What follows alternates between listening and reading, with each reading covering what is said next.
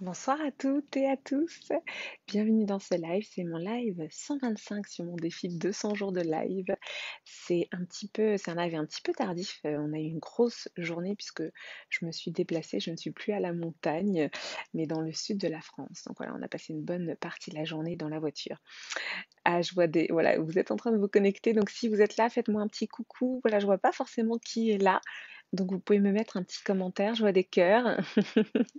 Mais je ne sais pas qui est connecté. Donc, je vais vous laisser quelques instants pour arriver. Donc, si vous êtes là, vous pouvez me mettre un petit commentaire ou un petit cœur ou un petit pouce, me dire que vous êtes là. Si vous êtes là en replay, vous pouvez me mettre le hashtag replay. Voilà, je suis très heureuse de vous retrouver dans ce live 125 pour, comme chaque jour, vous partager les enseignements de ma journée, ce que j'ai ressenti, éprouvé, aussi vous donner à voir ce qui ne se voit pas, ce qui est caché, parce que pour moi, c'est extrêmement important. Bon, pour celles et ceux qui ne me connaissent pas, je suis Clémence Martin, la fondatrice de The Positive Place. Et dans ces lives, voilà, je vous partage des anecdotes du jour. L'histoire du soir, là, pour le coup, c'est une histoire un petit peu tardive. Et bien justement, l'histoire que je vais vous raconter aujourd'hui, c'est un petit peu le choc des cultures que j'ai ressenti, vécu aujourd'hui, puisqu'en effet, j'étais à la montagne dans un club de vacances que j'affectionne particulièrement, qui est un club qui fonctionne sur le partage de passion. C'est-à-dire que les vacanciers peuvent partager leur passion sous forme de stage. Et c'est vraiment cette idée de faire découvrir à chacun ses passions, de vraiment pouvoir aller creuser dans ce processus d'individuation. Je ne sais pas si vous savez ce que c'est que l'individuation. L'individuation, c'est vraiment ce processus qui consiste à aller rechercher, voir qui nous sommes individuellement. Et le processus d'individuation, c'est un processus extrêmement important selon moi parce qu'on peut vite être happé par le collectif, que ce soit le collectif familial, que ce soit le collectif sociétal. Nos différents collectifs, en fait, vont nous coller des étiquettes, vont nous coller des identités. Et donc, pour moi, c'est à nous vraiment d'aller rechercher qui nous sommes individuellement. Et c'est ça, en fait, le processus d'individuation. C'est vraiment, d'aller finement, en profondeur, comprendre qui nous sommes, comprendre ce qui nous fait vibrer, et donc le mot vibrer pour moi est important parce que quand on a des passions, c'est justement que ça nous fait vibrer. Merci pour les pouces, merci pour les cœurs. Donc la dimension de passion, pour moi, elle est très importante dans ce processus d'individuation. Et qu'est-ce qui se passe dans nos vies? Eh bien, c'est que parfois, on ne sait pas où sont nos passions. Merci pour les cœurs. On ne sait pas où sont nos passions, on ne sait pas ce qui nous anime, on ne sait pas ce qui nous fait vibrer parce que dans nos vies, on n'a pas forcément eu toujours cette opportunité d'être en contact avec une potentielle passion. Quand on n'a pas tous eu la même enfance, voilà. Parfois, on a des parents qui nous ont proposé des activités, parfois ils n'ont pas pu. Voilà, il peut y avoir plein de cas de figure. C'est vrai que c'est pas forcément à la portée de tous les parents de pouvoir proposer des activités, de pouvoir faire émerger des passions. Et donc, en tout cas, c'est jamais perdu parce qu'à l'âge adulte, pour moi, eh bien, c'est un peu, comment dire, notre objectif, notre mission. Pour moi, en tant qu'individu et en tant qu'adulte, c'est vraiment d'aller rechercher ce qui nous fait vivre. J'espère que c'est revenu, voilà.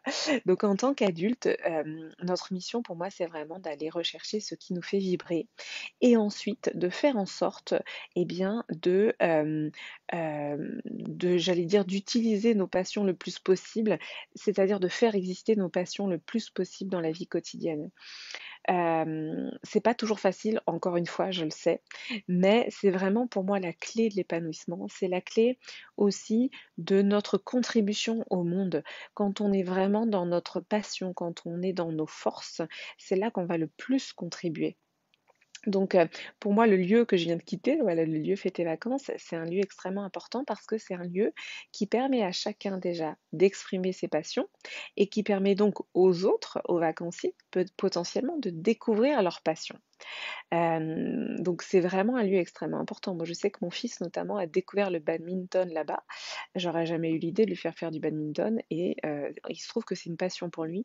C'est un sport dans lequel il va se révéler, dans lequel il est naturellement, bon, c'est-à-dire qu'il a des prédispositions. C'est ça aussi l'idée de la passion. Alors parfois on n'a pas de prédisposition, mais juste on sent que ça nous fait vibrer à l'intérieur et c'est déjà ça l'essentiel.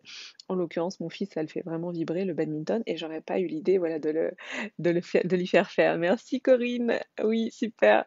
Donc en effet, voilà, c'est cette dimension de passion, pour moi, elle est vraiment centrale. Et dans cette dimension de passion et dans cette dimension de ce club de vacances que je viens de quitter, il y a vraiment cette idée de donner et de recevoir.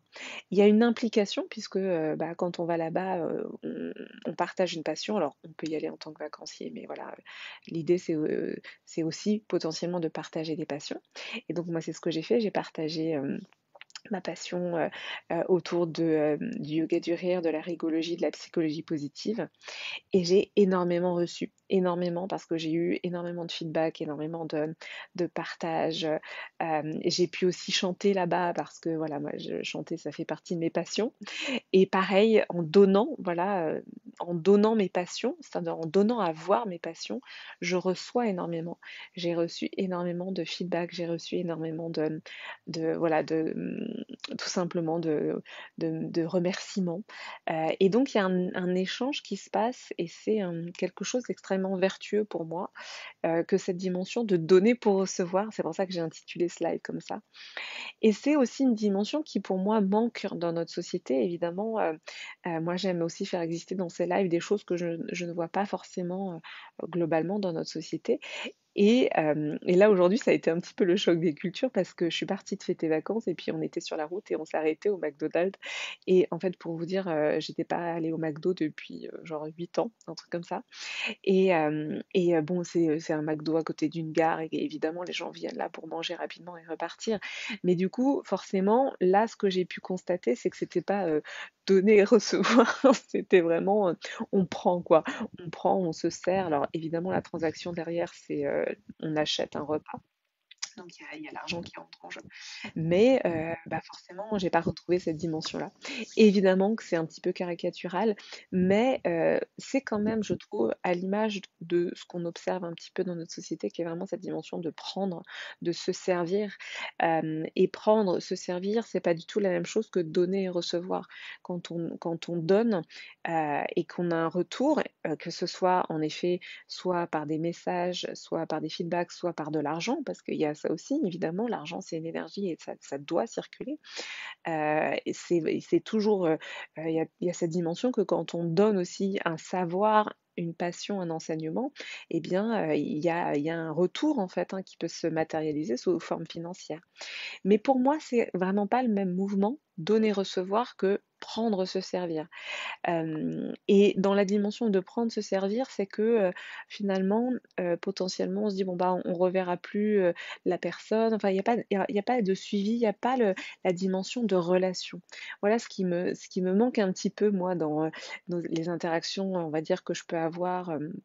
Dans le quotidien, c'est vraiment cette dimension euh, de prendre, se servir plutôt que donner et recevoir. Je ne sais pas si ça vous parle, dites-moi si ça vous parle. Pour moi, c'est assez clair dans ma tête, mais j'ai à cœur aussi de vous le partager de manière claire.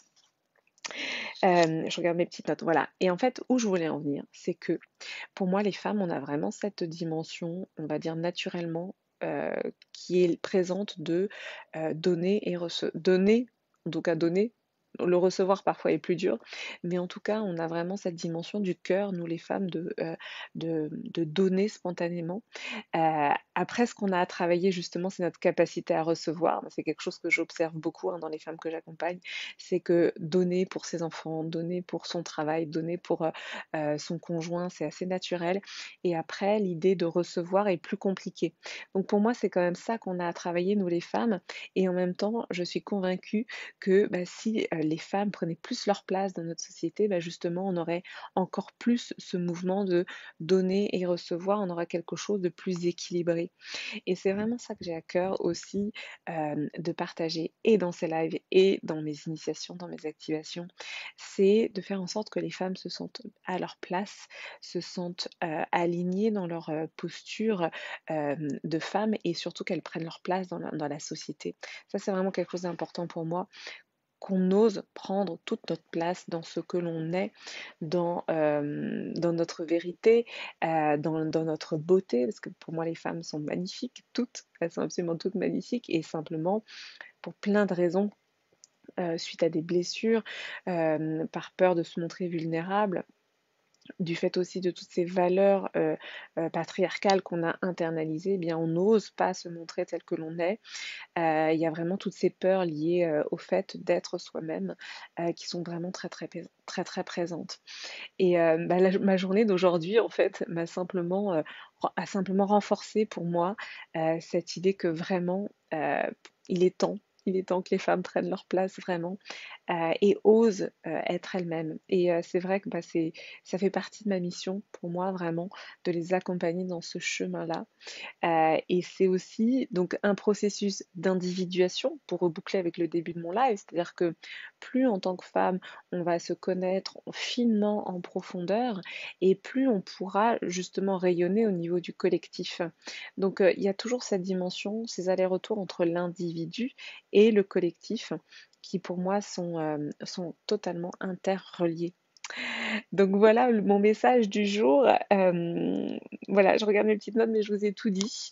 Je vous ai tout dit pour ce soir. C'était un petit live un peu tardif. Demain, j'aimerais vous faire le live en plein air pour aussi vous faire profiter eh bien, du paysage.